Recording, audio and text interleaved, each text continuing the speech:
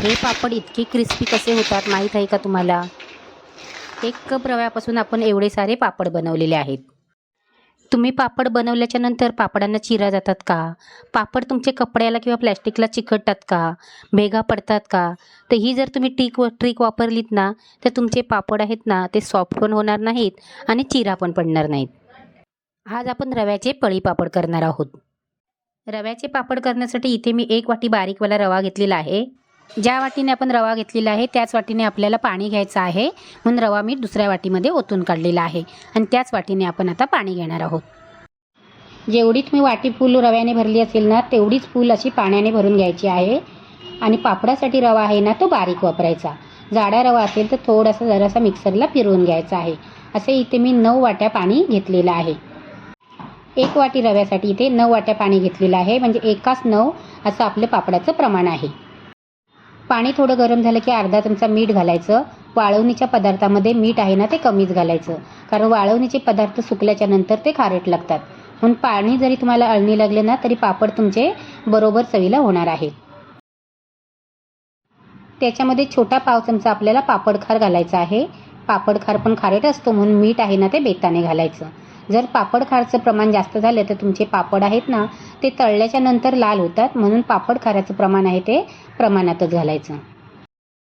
मीठ आणि पापडखार वितळल्याच्या नंतर तुम्ही पाहिजे तर पाणी इथे थोडंसं टेस्ट करून बघू शकता. आणि वाटलं तर थोडंसं मिठाचं प्रमाण तुम्ही वाढवू पण शकता. पाण्याला उकळी आली की एका हाताने आपल्याला रवा सोडायचा आहे आणि एका हाताने पळीने असे सतत आपल्याला मिक्स करायचं आहे.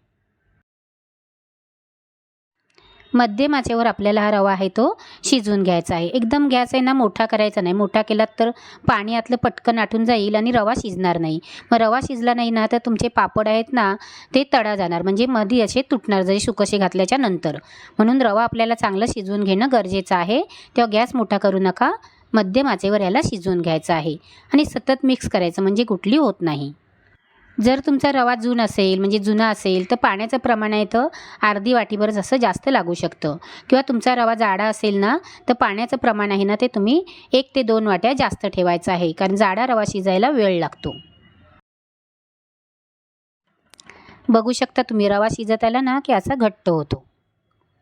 जाड्या रव्याचं पाणी आणि बारीक रव्याचं पाण्याचं प्रमाण जर तुम्ही बरोबर ठेवलं, रवा चांगला शिजवला, तर तुमचे पापड प्लॅस्टिकला किंवा कपड्याला चिटकणार पण नाहीत, तडा पण जाणार नाहीत आणि चांगले व्यवस्थित असे तयार होतील. कळत नकळत गॅस जर तुमचा मोठा राहिला आणि रवा जर तुमचा लगेचच घट्ट झाला, तर तुम्ही त्याच्यामध्ये वाटीभर पाणी घालायचं आहे आणि रवा चांगला शिजवून घ्यायचा आहे. रवा शिजत आला की 1 चमचा जिरं, 1 चमचा चिली फ्लेक्स आणि 1 चमचा सफेद तीळ घालायचे आणि मिक्स करायचं. तुम्ही हे साहित्य ना पाण्यामध्ये पण घालू शकता, पण ना कलर खूपच डार्क येतो एकदम, म्हणून मी आता इथे रवा शिजल्याच्या नंतर घातलेला आहे. इथे मी 12 ते 13 मिनिटे रवा आहे तो शिजवून घेतलेला आहे. आपला रवा आहे हा एवढा पातळ पाहिजे, कारण आपण खीर केली तर खीर थंड झाल्यावर घट्ट होते ना, तसेच हे पापड करायचा रवा आहे ना, तो पण थंड झाल्यावर घट्ट होतो. म्हणून आता आपला हा परफेक्ट प्रमाणामध्ये रवा शिजलेला आहे. गॅस बंद करायचा आणि ह्याला एक 10 ते 12 मिनिटं आपल्याला थंड करून घ्यायचं आहे. इथे मी एक स्वच्छ असं प्लॅस्टिक घेतलेलं आहे. त्याला चांगलं कॉटनच्या कपड्याने पुसून घ्यायचं आणि त्याच्यावरती आता आपल्याला पापड घालायचे आहेत. गरम गरम पापड घालायचे नाही आहेत. 10 मिनटं ते 12 मिनटं थंड करूनच घालायचे आहेत आणि एकदम पण थंड करायचे नाहीत. एकदम पण तुम्ही थंड केलेत ना, तर तुम्हाला हे पळीने पापड ना पसरवता येणार नाहीत. मग पापड घालताना ना पळी भरून घालायचे नाही आहेत, थोडे थोडे घालायचे आहेत. जर तुम्हाला पळीने घालता आले नाहीत ना, तर तुम्ही चमचा घ्यायचा आणि चमच्याने घालायचे. असे थोडीशीच पळी भरून घ्यायची, सोडायची आणि हलक्या हाताने थोडंसं त्याला आपल्याला असं गोल फिरवायचं आहे. ही प्लॅस्टिकची घडी आहे ना, वर आलेलं प्लॅस्टिक, त्याच्यावरती पापड घालायचे नाहीत. त्याच्यावरती जर तुम्ही पापड घातलेत ना, तर अर्धा इकडे आणि अर्धा तिकडे जातो आणि मग मधी पापडाला चिऱ्या पडतात आणि आपल्याला वाटतं की आपले पापड आहेत ना, ते फुटले किंवा चिरा गेल्या.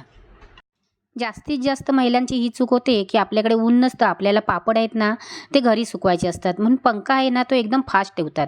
पण पंखा तुम्ही फास्ट ठेवलात ना, की पापडांना ना चिरा जातात आणि मग ते असे सगळीकडनं फाटल्यासारखे वाटतात आणि आपल्याला वाटतं की आपले पापड आहेत ना, ते फेल गेले. पण पंखा आहे तो पापड घातल्याच्यानंतर फास्ट करायचे नाहीत. 1-2 तास पंखा आहे ना, तो बारीक करून ठेवायचा. शक्यतो तुम्ही अर्धा तास बंद जरी ठेवलात ना, तरी पण चालेल. आणि 2 तासाच्या नंतर तो पंखा आहे ना, तो फास्ट करायचा आणि पापड आपले चांगले सुकवून घ्यायचे. दुसऱ्या दिवशी सकाळला हे पापड आहेत ना ते पलटी करायला होतात आणि नंतर तुम्ही उन्हात ठेवायचे. त्याला कडकडीत असं ऊन लावणं एक गरजेचं आहे, नाही तर पापड नरम पडतात. पण तुमच्याकडे ऊन नसेल तर तुम्ही ओंडीमध्ये बांधायचे आणि गॅलरीमध्ये ठेवायचे किंवा एक टेरेस जाऊन एखादं कडक ऊन असं लावून घ्यायचं. पापड वर्षभर टिकतात, नरम पडत नाहीत. पण कधी टिकतात? जर पापड चांगले सुकले, भांडं तुमचं भरून ठेवायचं सुकं असेल, चांगलं कोरडं केलेलं असेल, तरच तुमचे पापड आहेत ते वर्षभर पण टिकतात आणि नरम पण पडत नाहीत. अशा पद्धतीने आपले पापड बनवून तयार झालेले आहेत. आपण आता त्यांना तळून पण बघूया. इथे मी तळण्यासाठी पापड घेतलेले आहेत. एवढे छोटे पापड पण ना आपले कसे फुलतात ते बघा. तेल गरम झालं ना की त्याच्यामध्ये पापड घालायचा. तेल चांगलं कडकडीत गरम करून घ्यायचं आणि गॅस बारीक करायचा. म्हणजे पापड ना चांगले पटकन तळल्या जातात आणि चांगले फुलतात पण. तुम्ही हे पापड चुलीमध्ये भाजून पण खाऊ शकता.